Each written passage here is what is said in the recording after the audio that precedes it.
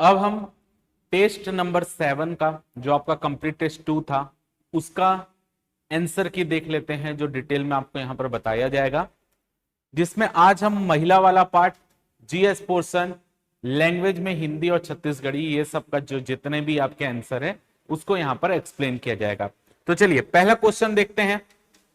Question number 1 है, स्व सहायता समूह के पंचसूत्र में क्या शामिल नहीं है?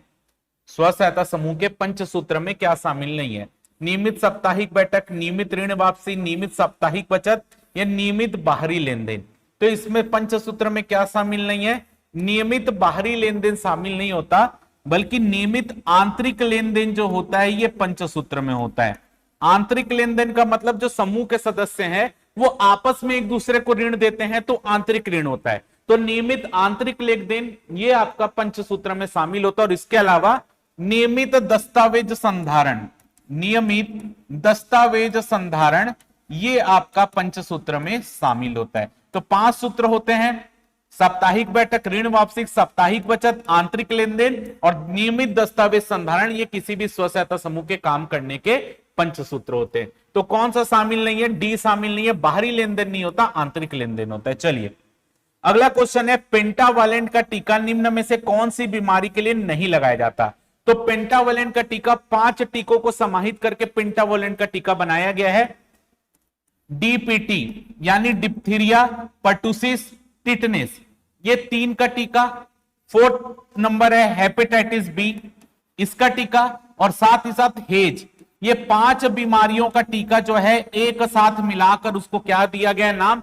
पेंटावालेंट। तो आजकल ये 5 टीके के बदले केवल एक टीका पेंटावालेंट का टीका लग जाता है। तो इनमें क्या शामिल नहीं है? डिप्थीरिया जो है शामिल है, हेज शामिल है, न्यूमोकोकल शामिल नहीं है। सी इसका करेक्ट आंसर है, न्यूमोकोकल शामिल नहीं है। काली खांसी का मतलब पर्टुसिस होता है, पर्टुसिस। तो पर्टुसिस जो है डीपीटी, डिप्थीरिया, पर्टुसिस, टिटनेस, तो पर्टुसिस इसमें शामिल होता है। तो पेंटावालेंट के टीके में न्यूमोकोकल का टीका शामिल नहीं है। चलिए अगला क्वेश्चन देखते हैं, क्वेश्चन नंबर 3।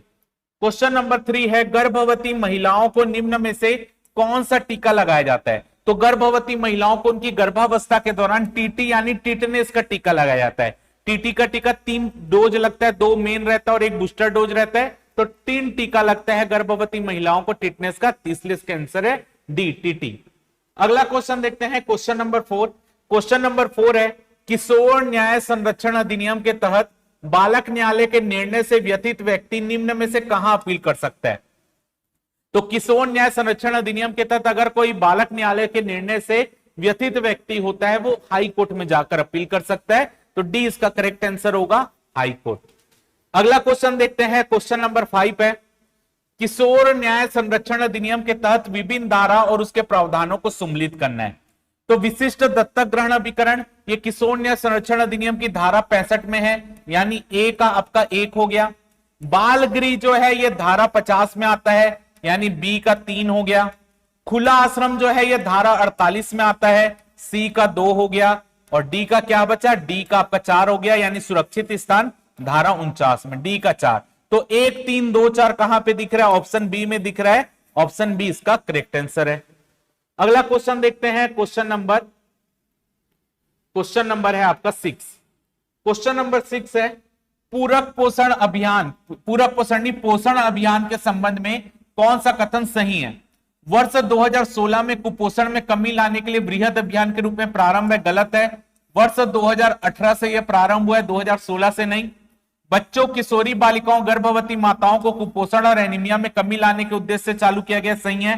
पोषण वाटिका इसी का घटक है, बिल्कुल सही है। तो 2 और 3 सही है, बी करेक्ट आंसर है। पोषण वाटिका क्या है? आंगनबाड़ी केंद्र के बाहर या आसपास के क्षेत्र में एक वाटिका बनाई जा रही है जिसमें सब्जी और फल उगाए जाते हैं, ताकि उन फल या सब्जी का प्रयोग जो है वो आंगनबाड़ी में आ रहे बच्चों के भोजन के लिए उपयोग किया जा सके। तो इसका 2 और 3 यानी बी करेक्ट आंसर है। चलिए अगला क्वेश्चन देखते हैं, क्वेश्चन नंबर 7। क्वेश्चन नंबर 7 है, आंगनबाड़ी में गर्म पका हुआ भोजन निम्न में से किसे दिया जाता है? तो देखिए ये आपका आंगनबाड़ी में गर्म पका हुआ भोजन पूरक पोषण आहार के तहत दिया जाता है। पूरक पोषण कार्यक्रम जो चल रहा है, पूरक पोषण आहार कार्यक्रम, इसके तहत आंगनबाड़ी में गर्म पका हुआ भोजन दिया जाता है।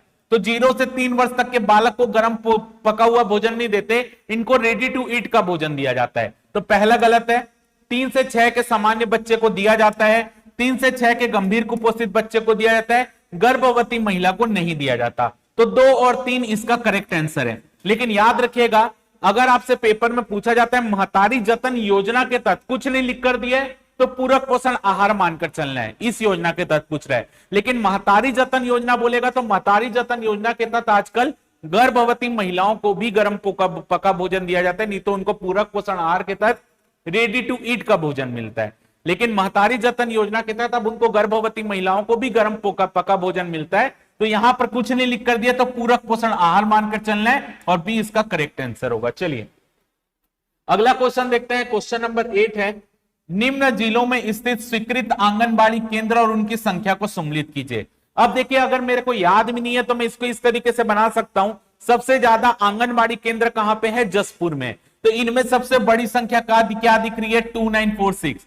तो जसपुर जो है वो डी का, यहां पर डी का 1 आएगा, ये मेरे को कंफर्म है।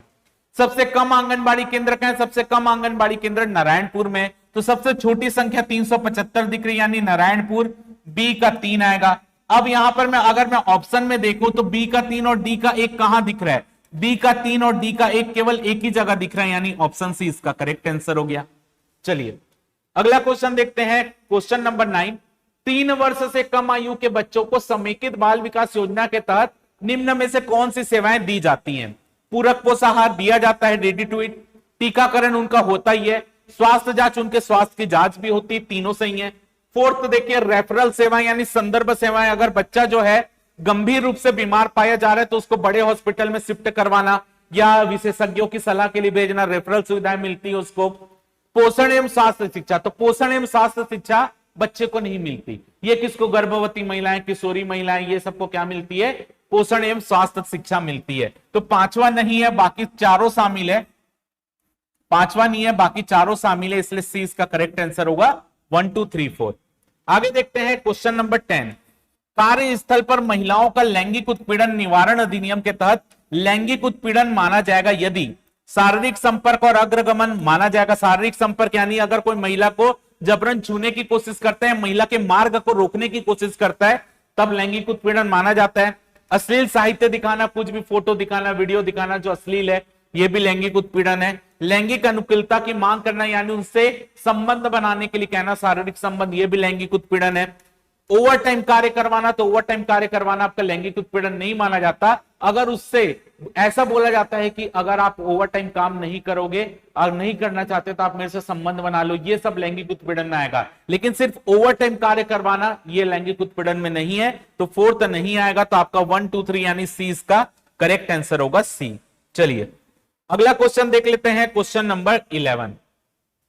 क्वेश्चन नंबर 11 है, शिशु मृत्यु दर के अंतर्गत किसे नहीं माना जाता? नवजात मृत्यु दर, मृत जन्म, प्रारंभिक नवजात मृत्यु दर या विलंबित नवजात मृत्यु दर?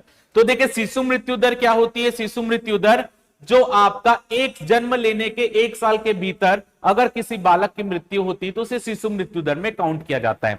ठीक। नवजात मृत्यु दर क्या होती है? अगर किसी बच्चे का जन्म हुआ है और उस बच्चे का जो मृत्यु है उसके जन्म के 28 दिन के भीतर हो जाती है तो इसको नवजात मृत्यु दर कहते हैं। प्रारंभिक नवजात मृत्यु दर, अगर बच्चे की मृत्यु जन्म लेने के 7 दिन के भीतर हो जाती है तो प्रारंभिक नवजात मृत्यु दर बोलते हैं। विलंबित नवजात मृत्यु दर, अगर बच्चे की मृत्यु 7 से 28 दिन के बीच होती है तो विलंबित मृत्यु दर कहा जाता है इसे। तो ये आपका शिशु मृत्यु दर के अंतर्गत ये भी शामिल होता है, ये भी और ये भी, ये शामिल नहीं होता। मृत जन्म यानी बच्चा मरा हुआ पैदा हुआ, तो मरा हुआ पैदा होने को शिशु मृत्यु दर में नहीं गिना जाता। क्लियर है? अगर बच्चे का जन्म जीवित हुआ है और जीवित होने के 1 साल के भीतर उसकी मृत्यु होती है तो शिशु मृत्यु दर में काउंट होता है। तो मृत जन्म शामिल नहीं होता, इसलिए 20 का करेक्ट आंसर हुआ। चलिए अगला क्वेश्चन है क्वेश्चन नंबर 12। स्वावलंबन योजना के संबंध में निम्न में से कौन सा कथन सही नहीं है? यह योजना वर्ष 2010-11 से प्रारंभ हुई, सही है। यह योजना छत्तीसगढ़ महिला आयोग द्वारा संचालित है, गलत है। यह योजना छत्तीसगढ़ महिला कोष के द्वारा संचालित है। यह योजना छत्तीसगढ़ महिला कोष के द्वारा संचालित है, इसलिए बी गलत है। यही इसका करेक्ट आंसर हो गया। बाकी आपको पता ही है, महिला के गरीबी रेखा से नीचे जो महिला जीवन यापन कर रही है उनको यहां प्रशिक्षण दिया जाता है इस योजना के तहत, वो सब सही है। अगला देखते हैं क्वेश्चन नंबर 13। मुख्यमंत्री सुपोषण अभियान के तहत हितग्राही की पहचान के संबंध में कौन सा युग्म सही है? पहला, कुपोषित बच्चे की पहचान स्वास्थ्य विभाग करता है कि गलत? कुपोषित बच्चे की पहचान महिला एवं बाल विकास विभाग के द्वारा की जाती है। एनीमिक बच्चों की पहचान स्वास्थ्य विभाग करता है। एनीमिक महिलाओं की पहचान स्वास्थ्य विभाग करता है। तो कोई भी इसमें सम्मिलित नहीं है, इसलिए इसका आंसर होगा ऑप्शन डी, इनमें से कोई नहीं। ना तो कुपोषित बच्चा सम्मिलित है, कुपोषित बच्चे की पहचान कौन करेगा? महिला एवं बाल विकास विभाग। बाकी एनीमिक बच्चे और एनीमिक महिलाओं की पहचान कौन करेगा? आपका स्वास्थ्य विभाग करेगा। इसलिए इनमें से कोई नहीं, कोई भी सम्मिलित नहीं है। आगे देखिए क्वेश्चन नंबर 14 है, बाल विवाह प्रतिषेध अधिनियम के तहत अपराध क्या है? संज्ञेय और जमानती है। सेकंड ऑप्शन है यहां पर असंज्ञेय और अजमानती है, संज्ञेय और अजमानती है, असंज्ञेय और जमानती है। तो इसका आंसर क्या होगा? संज्ञेय और अजमानती। संज्ञेय का मतलब उसको बिना वारंट के गिरफ्तार कर सकते हैं, अजमानती का मतलब उसको जमानत भी नहीं मिलेगी। तो बाल विवाह प्रतिषेध अधिनियम का अगर कोई भी उल्लंघन करेगा तो अपराध संज्ञेय यानी बिना वारंट के उसको गिरफ्तार कर सकते हैं और उसको जमानत भी नहीं मिलेगी। सी इसका करेक्ट आंसर है। क्वेश्चन 15 है, बाल श्रम प्रतिषेध अधिनियम संसद द्वारा कब अधिनियमित किया गया? तो बाल श्रम प्रतिषेध अधिनियम 1986। गणराज्य भारत कब बना? 1950। तो भारतीय गणराज्य बनने के 37वें वर्ष में 86 जो है वो 36 आएगा, लेकिन एक वर्ष एक्स्ट्रा काउंट किया जाता है। तो भारतीय गणराज्य के 37वें वर्ष में क्या है? बाल श्रम प्रतिषेध अधिनियम को अधिनियमित किया गया है। तो 15 का बी। अगला देखते हैं क्वेश्चन नंबर 16।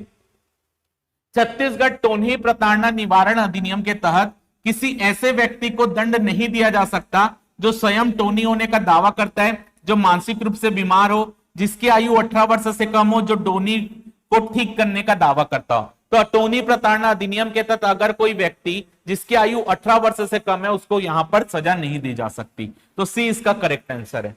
क्वेश्चन नंबर 17 है, दहेज प्रतिषेध अधिनियम के तहत अगर किसी महिला की मृत्यु विवाह के 7 साल के भीतर प्राकृतिक कारण से अन्यथा, यानी कोई महिला की मृत्यु नॉर्मल मृत्यु नहीं हो रही है, जल जा रही है या खुद को आत्महत्या कर ले रही है, ये सब चीज अगर वो कर रही है तो उसकी संपत्ति जो उसके नाम है उसका क्या होगा? पहला है, यदि कोई संतान नहीं है तो महिला के माता पिता को मिलेगी संपत्ति। यदि कोई संतान है तो महिला की संतान को अंतरित किया जाएगा। सी है, ए या बी में से कोई एक, ना तो ए और ना ही बी। तो इसका आंसर क्या होगा? Option C. अगर महिला का कोई संतान नहीं है तो उसके माता पिता को मिलेगा, अगर महिला की कोई संतान है तो महिला की संपत्ति उसकी संतान को दी जाएगी। तो ए या बी में से कोई एक इसका करेक्ट आंसर है। आगे देखते हैं क्वेश्चन नंबर 18। कौशल्या मातृत्व सहायता योजना के अंतर्गत जो छत्तीसगढ़ सरकार की योजना है, जो भ्रूण हत्या को रोकने के लिए योजना है मेन रूप से, तो कौशल्या मातृत्व सहायता योजना के अंतर्गत द्वितीय संतान बालिका होने पर राज्य सरकार कितनी राशि महिला को देती है? तो कितनी राशि? 5,000 रुपए की एक मुश्त राशि मिलती है। प्रधानमंत्री मातृवंदना योजना के तहत 6,000 रुपए मिलता है द्वितीय संतान बालिका होने पर, यहां पे 5,000 मिलता है।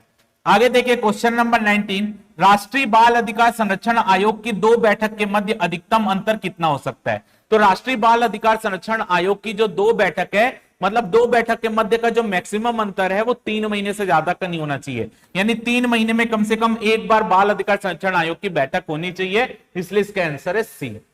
आगे देखते हैं क्वेश्चन नंबर 20। क्वेश्चन नंबर 20 है यहां पर, सखी निवास के संबंध में कौन सा कथन सही नहीं है? सखी निवास, सखी निवास यानी जो बाहर कामकाजी महिलाएं काम करने जाती हैं उनको हॉस्टल सुविधा प्रोवाइड करते हैं। तो भारत सरकार द्वारा यह योजना शहरों, कस्बों और ग्रामीण क्षेत्र में महिलाओं को हॉस्टल सुविधा प्रदान करने के लिए प्रारंभ की गई है, सही है। 1 अप्रैल 2022 से इसे मिशन शक्ति के संबल घटक में शामिल किया गया, गलत है।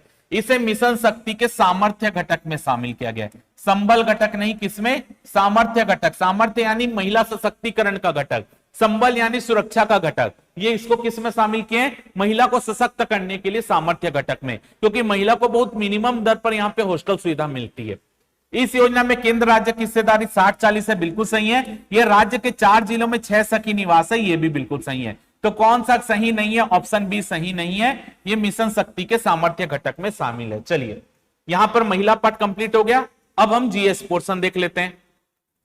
क्वेश्चन नंबर 21 है, निम्न में से कौन सा कथन सही नहीं है? गलत कथन की आपको पहचान करना है।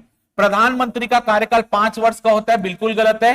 प्रधानमंत्री का कार्यकाल राष्ट्रपति के प्रसाद पर्यंत होता है। ठीक है, वो 5 साल का नहीं होता, लेकिन नॉर्मल बोले तो सामान्यतः 5 साल का होता है, लेकिन संविधान में कहीं नहीं लिखा है कि प्रधानमंत्री का कार्यकाल 5 वर्ष का होगा। ठीक है, तो यहां पर प्रधानमंत्री का कार्यकाल 5 वर्ष का नहीं, राष्ट्रपति के प्रसाद पर्यंत होता है। संविधान यह प्रावधान करता है कि लोकसभा के ही किसी व्यक्ति को जिसका दल बहुमत प्राप्त किया उसे ही राष्ट्रपति प्रधानमंत्री के रूप में नियुक्त कर सकता है। गलत है। संविधान बोलता है कि राष्ट्रपति प्रधानमंत्री को नियुक्त करेगा।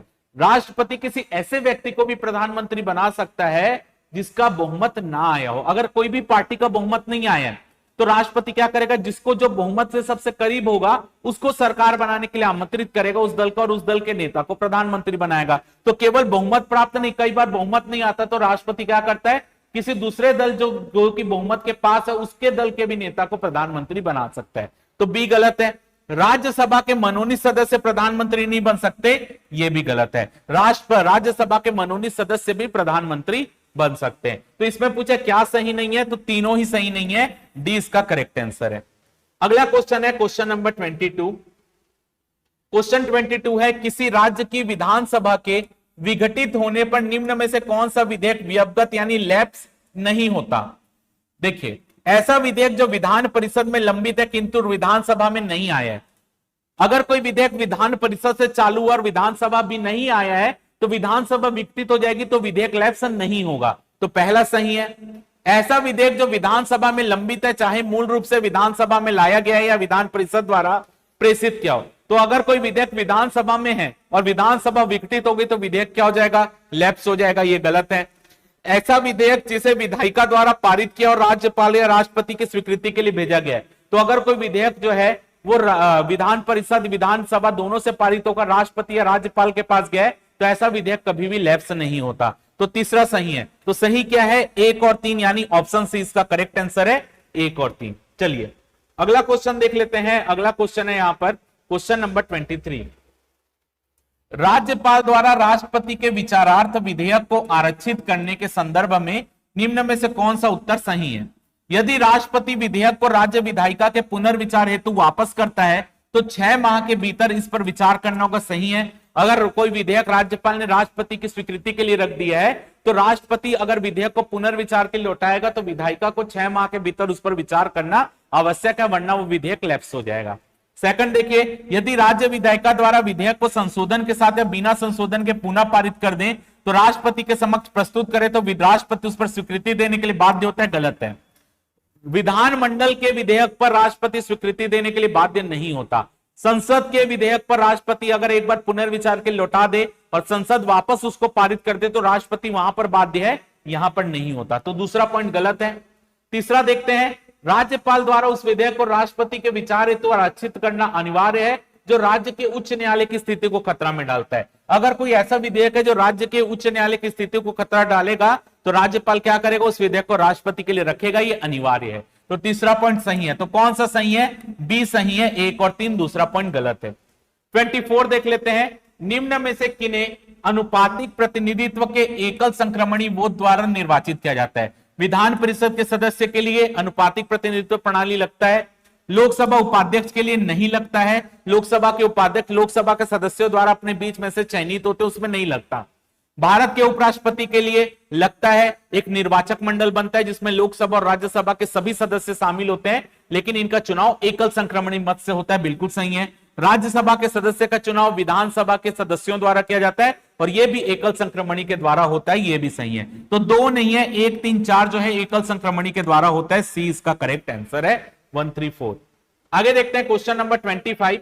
नेत्र की समंजन क्षमता किसके द्वारा नियंत्रित होती है, रेटिना, आइरिस, कार्निया या सिलियारी मांसपेशी। सिलियारी मांसपेशी, आप जितना आंख बड़ा करेंगे सिलियारी मांसपेशी के माध्यम से आंख बड़ी होती है, जितना छोटा करेंगे सिलियारी मांसपेशी उसको घटाता है। तो इसका आंसर है सिलियारी मांसपेशी, डी। अगला देखिए, निम्न में से किसके द्वारा दुर्ग में किसान परिषद 1930 में स्थापना की गई थी। 1930 में दुर्ग में किसान परिषद की स्थापना किसने की थी, तो उदयराम ने की थी। याद रखेंगे किसने की थी, उदयराम ने की थी, ए इसका करेक्ट आंसर है। उदयराम के द्वारा किसान परिषद की स्थापना दुर्ग में 1930 में की गई थी।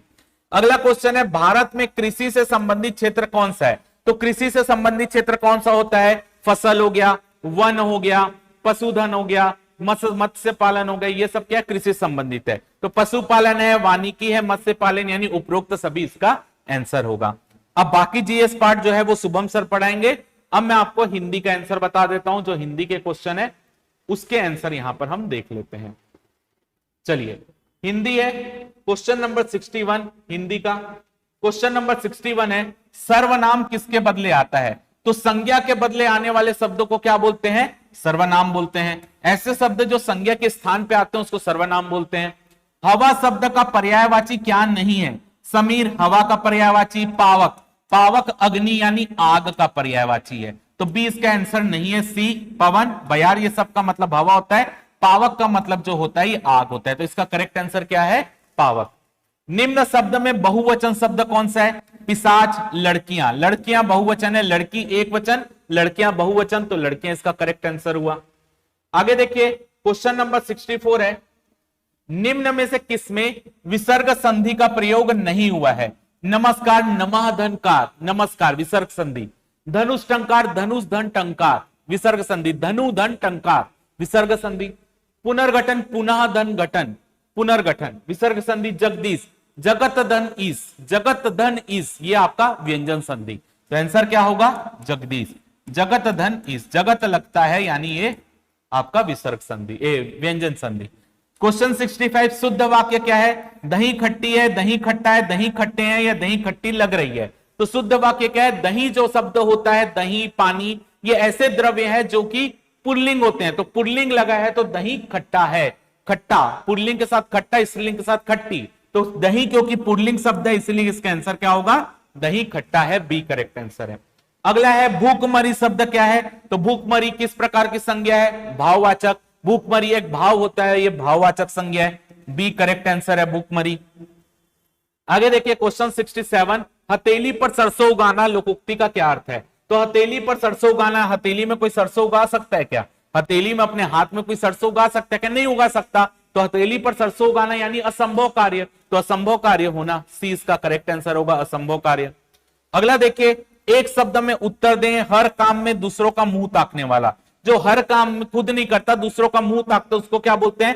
प्रमुखापेक्षी, बी इसका करेक्ट आंसर है, प्रमुखापेक्षी, जो दूसरों का मुंह ताकता रहता हर काम में। ठीक है, अगला देखते हैं क्वेश्चन नंबर 69। क्वेश्चन नंबर 69 है आपका, राजा का पर्यायवाची शब्द नहीं है। तो राजा, भूपाल राजा को बोलते हैं, भूपति राजा को बोलते हैं, भूस्वामी राजा को बोलते हैं। धरणीधर जो होता है ये राजा नहीं होता, धरणीधर का मतलब गिरी होता है, गिरी या आप पर्वत बोल सकते हो। चलिए अगला देखते हैं क्वेश्चन 70, मुश्किल शब्द कौन सी भाषा का है? तो मुश्किल शब्द जो है वो अरबी भाषा का शब्द है मुश्किल। तो मुश्किल शब्द कौन सा है? अरबी भाषा का शब्द है। तो अब जो बाकी पार्ट है ये अब आपको शुभम सर बताएंगे। तो अब शुभम सर जितना भी बची हुई चीज है उसको आपसे डिस्कस करेंगे।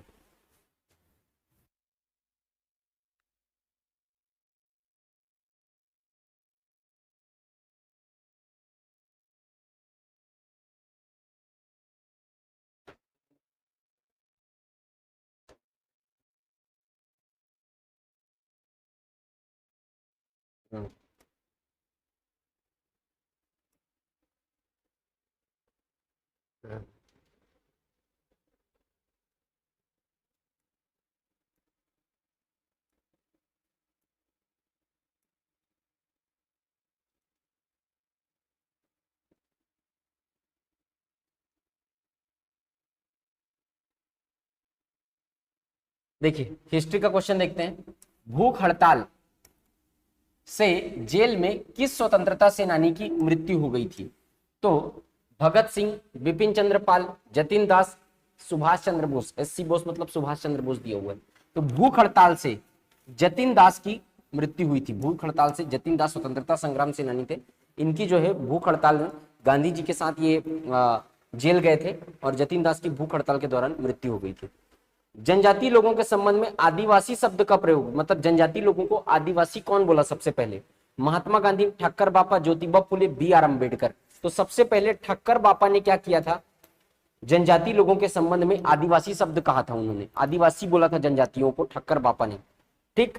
ज्योतिबा फुले, इनका पूरा नाम भी पूछता है, ज्योतिराव गोविंद राव फुले। ये समाज सुधारक थे, है ना। इन्होंने अपनी पत्नी सावित्रीबाई फुले के साथ मिलकर बालिका विद्यालय की नींव रखी थी 1952 के आसपास, 1852 के आसपास।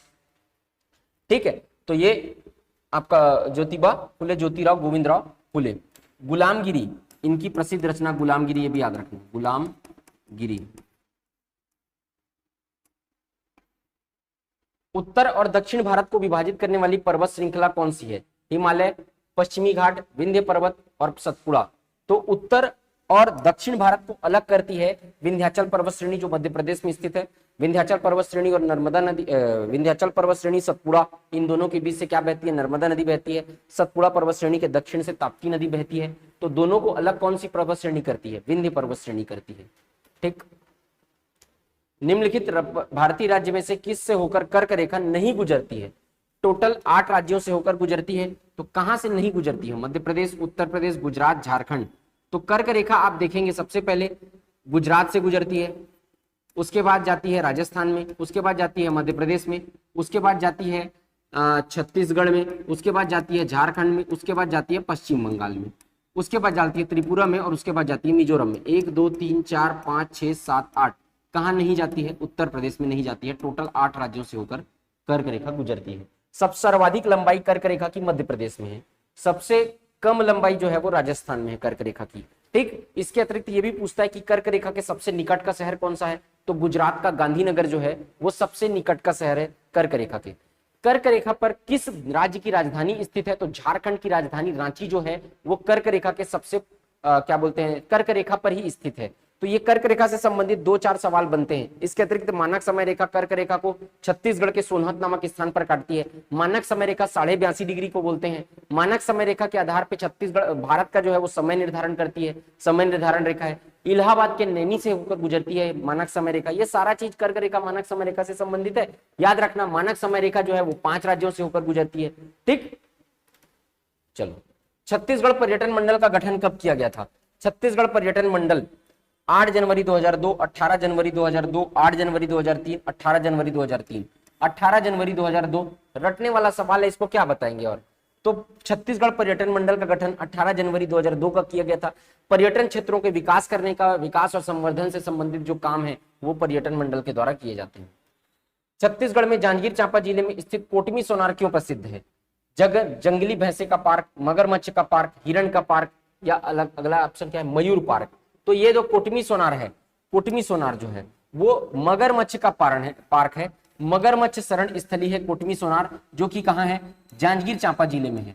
जांजगीर चांपा जिले में ये कृत्रिम रूप से बनाया गया है कोटमी सोनार जो है, मतलब मानव निर्मित मगरमच्छ शरण स्थली है। एक और है जाटलूर नदी पे, इसको भी याद रखना, जो कहाँ है? नारायणपुर में है।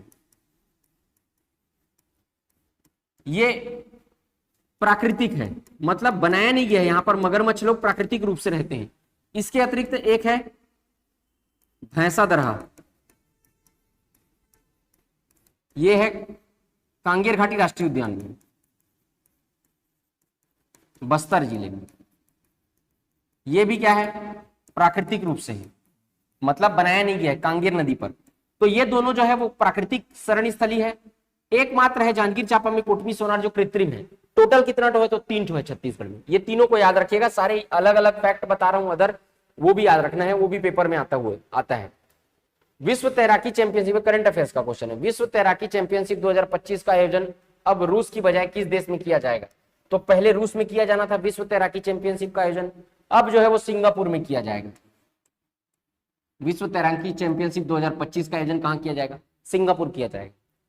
भारतीय मूल की किस अमेरिकी महिला को इमिग्रेंट अचीवमेंट अवार्ड प्रदान किया गया?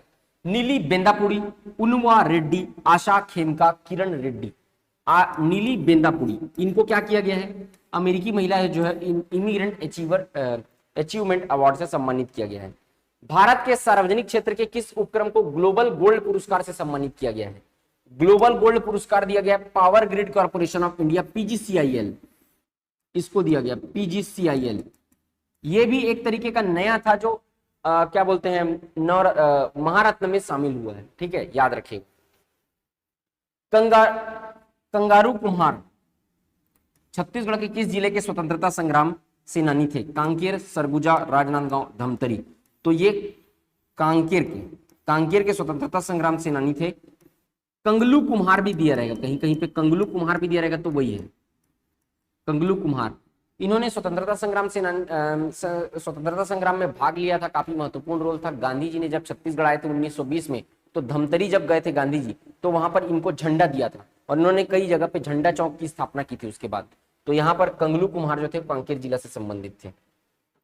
छत्तीसगढ़ में नवीनतम पक्षी विहार कहाँ बनाया जा रहा है? देखो, पहला जो पक्षी विहार है बेमेतरा जिला में है, गिधवा पक्षी विहार। ठीक, वहां पर गिधवा नाम की जगह है नांदघाट के आसपास, वहां पर बहुत सारे पक्षी जो हैं वो बाहर से आते हैं, फॉरेन कंट्री से पक्षी आते हैं वहां पे। तो वहां का वातावरण ऐसा है, आसपास पानी पीने की पर्याप्त है, सुविधा है, वातावरण ऐसा रहता है कि वहां पर बाहर के पक्षी आते थे। अभी वर्तमान में तालाब सूख गया जिसके कारण पक्षी नहीं आते हैं। तो पहले बेमेतरा में बनाया गया है, पहला बोलता तो बेमेतरा था, गिधवा पक्षी विहार। अब अगला जो बनाया गया है ना, छत्तीसगढ़ में नवीनतम पक्षी विहार कहाँ बनाया गया है? तो ये इसका आंसर आएगा जगदलपुर आएगा इसका आंसर।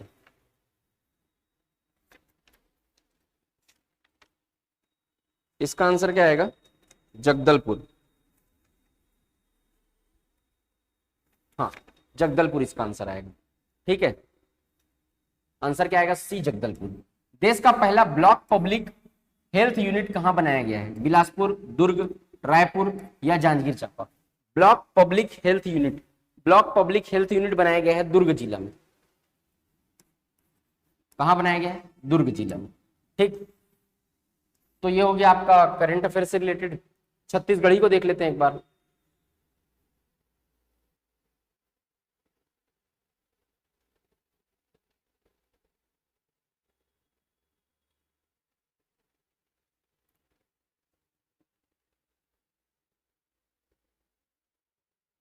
भांडी का क्या अर्थ है? भांडी शब्द का अर्थ, भांडा, भाड़ा, दीवार या गाली? तो भांडी छत्तीसगढ़ी शब्द है जिसका अर्थ होता है दीवार, दीवार। झुलफुलहा शब्द का क्या अर्थ है? आंख से कम दिखना, धुंधल का, सूर्यास्त का समय, सूर्योदय का समय। झुलफुलहा सूर्यास्त का समय, थोड़ा डिम लाइट रहता है, उसी को बोलते हैं झुलफुलहा। वह पुत्र जो कोख से अंतिम बार पैदा हुआ हो, उसके बाद माता जो है वो गर्भवती नहीं होती, अंतिम बार पैदा हुआ हो। चेली कोख पोछना, कोख बंधवा, छोटकुन, कोख पोछना। ठीक है, उसके बाद माँ जो है वो गर्भवती नहीं होगी, तो कोख पोछना आ जाएगा इसका आंसर। ठीक है, इसके अलावा 74 और 75 और था ना, तो 74 और 75 जो था उसको देख लेते हैं एक बार। देखो,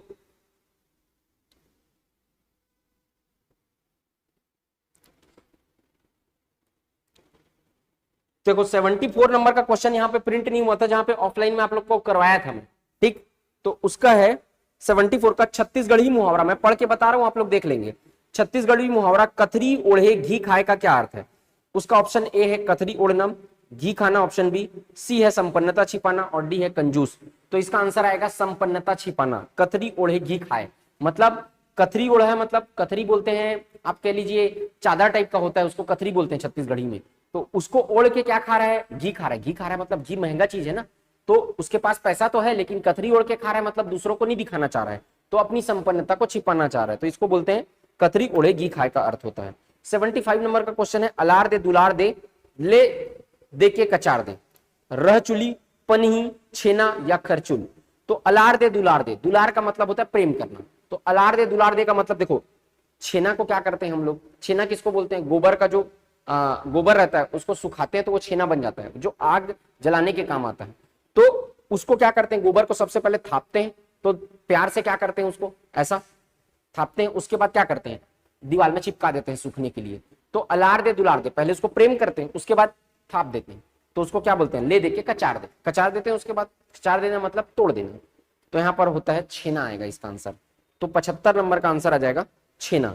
तो ये दो क्वेश्चन था जो नहीं प्रिंट हुआ था, यहाँ पे 3 क्वेश्चन ये और 2 क्वेश्चन वो जो मैं आपको बता दिया हूँ। तो यहाँ पे इंडियन हिस्ट्री, इंडियन ज्योग्राफी का क्वेश्चन भी हो गया है ना। हाँ, तो ये कंप्लीट हो गया आप लोग का जो आज का पेपर है वो। ठीक, चलिए ठीक है, फिर मिलते हैं फिर। Thank you so much.